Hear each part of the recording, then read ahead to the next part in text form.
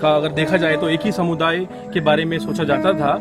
और फिलहाल अगर हम बात करें बाकी आवाम से तो शायद कुछ विभिन्न तरह के पॉइंट्स ऑफ व्यू सामने आते हैं, लेकिन जब हम बात करते हैं एक ऐसे शख्स से जो ज़मीनी तौर पर जुड़ा हुआ है कश्मीर से, और जो कश्मीर को इतना ही जानता है जितना कोई अपने बुजुर्गों को जानता है या अपने बच्चों को जानता है, तो शायद उससे ज़्यादा बेहतर व्यू पॉइंट कोई नहीं दे सकता। एक साहब मेरे साथ और है। और मेरा नाम पुष्करनाथ रैना है जी, मैं कश्मीर से हूँ। जी पेशे से मैं एक्स-सर्विसमैन हूँ। जी, मैंने आर्मी में 26 साल नौकरी की है। जी, वेरी गुड। और जब हम 88-89 में कोर्स से रिटायर आए, जी, तो जब हम कश्मीर अपने घर आए जी, तो कश्मीर का माहौल बहुत ख़राब था।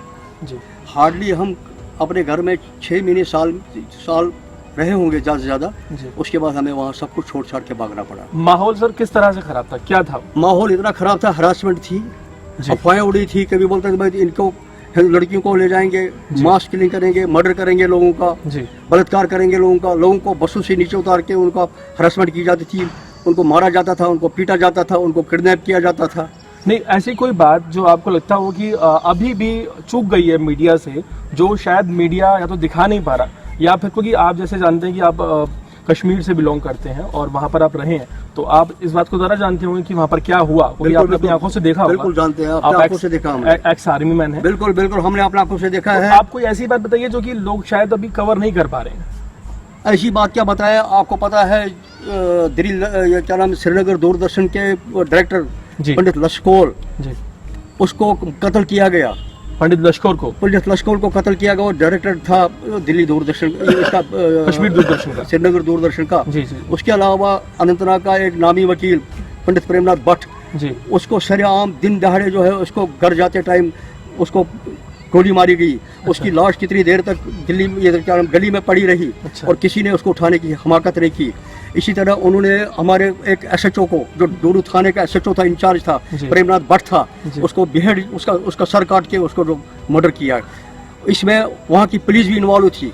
अच्छा। एक आप ये अंदाजा लगा लोगे, एक पुलिस वाला जिसके पास पिस्टल है, जिसके पास अम्युनिशन आर्म्स है, उसने वर्दी पहनी हुई है, जीप की गवर्नमेंट की गाड़ी में सफर कर रहा है, उसके साथ उसके बॉडीगार्ड है, उसको उग्रवादी नीचे उतारते हैं और उसका सर काट के उसको रखते हैं और पुलिस कुछ उसकी नहीं कोई अकाउंटेबिलिटी नहीं है। अच्छा, आप मतलब क्या समझते हैं, जैसे पुलिस है, आज हम बात जैसे करते हैं तो लोग कहते हैं कि पुलिस वहाँ पर अकाउंटेबल है, लेकिन जिस तरह के बात की जाए कश्मीरी पंडितों की, तो उनके मामले में बिल्कुल अकाउंटेबिलिटी उनकी नज़र नहीं आई। कोई अकाउंटेबिलिटी नहीं है, बल्कि वहाँ की पुलिस जो थी, वहाँ की पुलिस आंखों पर पट्टी बांधी हुई थी और कानों पर रुई ठोसी हुई थी। अगर उनके पास कोई कंप्लेंट जाती भी थी, उस देख के भी ऐसे करते थे और उसको अनजाने बनते थे। अच्छा सर, आप ये सब चीज़ें आप देख चुके हैं, मतलब जिस तरह से विपक्ष के कुछ नेता हैं, बड़े नेता हैं, जो कि लोकतंत्र की दुहाई देते हैं और कहते हैं कि किसी तरह से लोकतंत्र की हत्या की गई है। हालांकि देश का अगर देखा जाए तो 90% जो आवाम है, जो नागरिक हैं, वो ये कहते हैं कि ये बहुत अच्छा फैसला है, एक ऐतिहासिक फैसला है, एक 1947 के बाद ये पहली बार ऐसा फैसला आया है। लेकिन वहीं जो नेता हैं जो इस बात का विरोध कर रहे हैं, जो कि पाकिस्तानी सुरों में अपने सुर मिला रहे हैं, वो कहते हैं कि ये गलत हुआ है, उनके लिए आप क्या कहना चाहेंगे? उनके लिए मैं ये बोलूँगा कि उनमें और उग्रवादी में कोई फर्क नहीं है। वो देश के सबसे बड़े गद्दार है। गुलाम नबी आज़ाद ये गिरगट के माफिक रंग बदलता है, जम्मू में कुछ बोलता है, कश्मीर में कुछ बोलता है, यहाँ के कुछ बोलता है। ये एक नंबर का ड्रामाबाज है। इन्होंने अपनी मोनोपोली की है, इनकी मोनोपोली खत्म हो गई। ये मोदी ने, हमारे प्रधानमंत्री ने एक बहुत बड़ा फैसला किया है और जो आज तक ये रहती दुनिया तक याद रहेगा।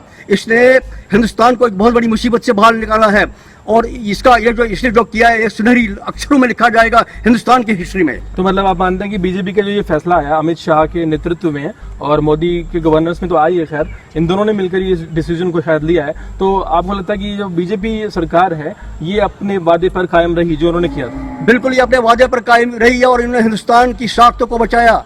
आने वाले दिनों में इसका बहुत अच्छा नतीजा निकलेगा और मैं साथ में उनकी भी बधाई देता हूँ, उनको भी मैं कॉन्ग्रेचुलेट करता हूँ, उनको भी मैं उनका शुक्रिया अदा करता हूँ जो हमारे अपोजिशन के हैं, जैसे हमारे एसपी समाजवादी पार्टी है, और उसके अलावा जो मायावती, श्रीमती मायावती जी ने। इस वक्त ये बहुत खुशी की बात है कि सब लोग सब कुछ भूल के एक ही प्लेटफार्म पर खड़े करके उन्होंने अपने पूरे जोर शोर से श्री मोदी को समर्थन दिया। इसमें साथ में ये बात भी ध्यान देने वाली है कि अरविंद केजरीवाल ने भी इसको समर्थन दिया है और उन्होंने कहा है कि हम गवर्नमेंट के साथ हैं इस पक्ष पर, और गवर्नमेंट, हमें उम्मीद है कि वहाँ के जो नागरिक हैं उनके हितों का ध्यान रखेगी। वही एक बात और जानना चाहेंगे सर कि जैसे जम्मू और कश्मीर और लद्दाख पहले एक था।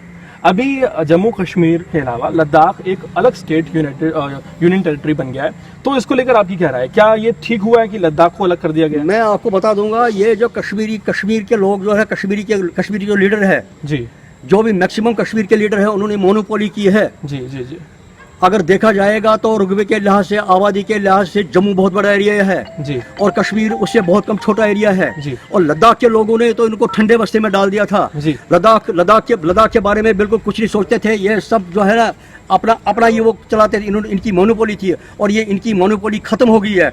ये कश्मीर का जो बाइफिकेशन हुआ है, ये बहुत ही बढ़िया हुआ है और बहुत ही अच्छा हुआ। इससे हमारा हिंदुस्तान बहुत मजबूत रहेगा और जो एक बहुत बड़ा सारा मसला था कश्मीर का, वो हमेशा हमेशा के लिए खत्म हो गया। जैसा कि जान पड़ता है कि कारगिल और लद्दाख की अगर बात की जाए तो लद्दाख में 64% बुद्धिस्ट हैं, बिल्कुल, जिनके बारे में शायद आप वही कहना चाह रहे हैं कि बिल्कुल। उनके बारे में कोई भी सुनवाई नहीं थी। इतना बड़ी तादाद में वहां पर आवाम